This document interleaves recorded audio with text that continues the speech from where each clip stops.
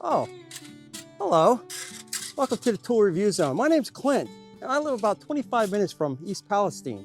Now, if you're not familiar with East Palestine, well, that's a small little town that the US government decided to nuke off the face of the planet. Now, let's not forget about the reckless, careless scumbags at the state, federal, and also the railroad level. So I figured, what the hey, I would put together a hypothetical situation where a train derailed and, well, the government blew it up.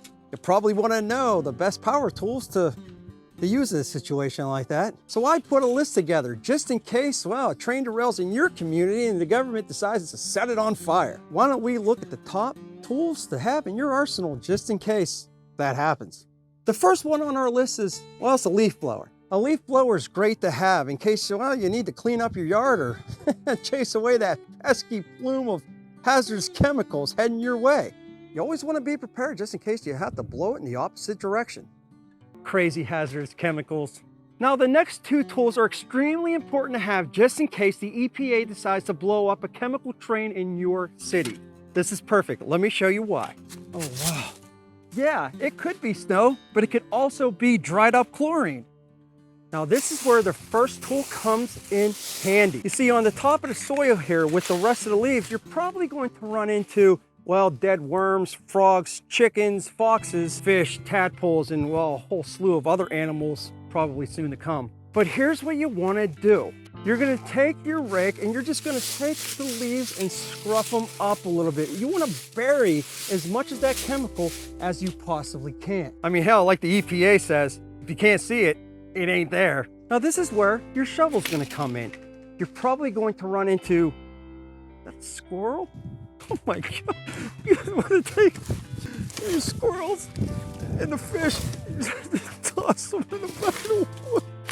Anywho, once you're done cleaning up all the dead wildlife, you want to move it to the next tool. Now, after and only after the chemical death cloud that the EPA released over your hometown has vanquished, well, you're going to want to wash your vehicles. You see, what I've learned of as late is that pesky phosgene and vinyl chloride, well, it likes to stick to your paint. And even though it's probably corroding your lungs, you definitely don't want to do it to your paint job, you know what I'm saying? So you definitely want to get yourself a pressure washer or some means to wash your vehicles. Now, don't worry. Once you start mixing that water with the chemicals, it's just going to seep into the ground and the groundwater. The EPA says that's fine, so do your thing. All right, come with me. We're going to talk about the next tool that is the utmost importance to have. Now, once you're done washing off the chemical hazardous waste from your vehicles, you want to do the same for the inside of your house. Now, I know what you're thinking. I'm going overboard, but that green, sticky, glowing dust that's on my tables, well, I just find it to be icky. So you want to pick yourself up a half-decent vacuum. Do you need a HEPA filter?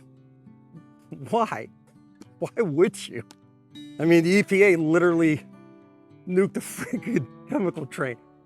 It's up to you. Okay, y'all, for the next tool that you should put on your list is a portable battery-powered radio. Now, I know what you're thinking. This is for emergency broadcasts to give you directions in case you need to escape the town that they just blew up. But from what I'm hearing, they didn't even send out a notification in East Palestine. So you don't really need this for emergency broadcasting. So this is actually to listen to your favorite song to keep you relaxed as you're running away from the killer mushroom cloud. Again, not for emergency broadcast, but listen to music. Next up is a portable battery-operated flood or flashlight. This is going to help in two different ways. Number one, you're going to be able to see all of the dead animals scattered throughout the forest as you're running for your life against apocalyptic zombies. Now, I know that sounds crazy, but the US government literally blew up a train that had extremely hazardous chemicals on it. I mean, really?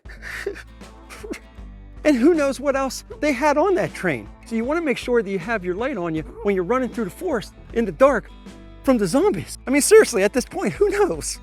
I guess what I'm trying to say, my friends, is have the correct tools, have the right tools to help protect yourself, because the government sure as hell not going to do it. Oh, and one other thing, if you do live in the state of Ohio, well, the state doesn't allow you to burn garbage or cardboard boxes. You don't want to be careless. I mean, you don't want to send off any noxious fumes, you know, to make people sick or anything.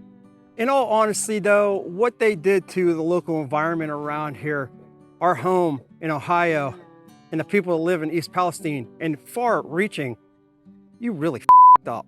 And I guess the message I really want to get across here is, f*** you, EPA.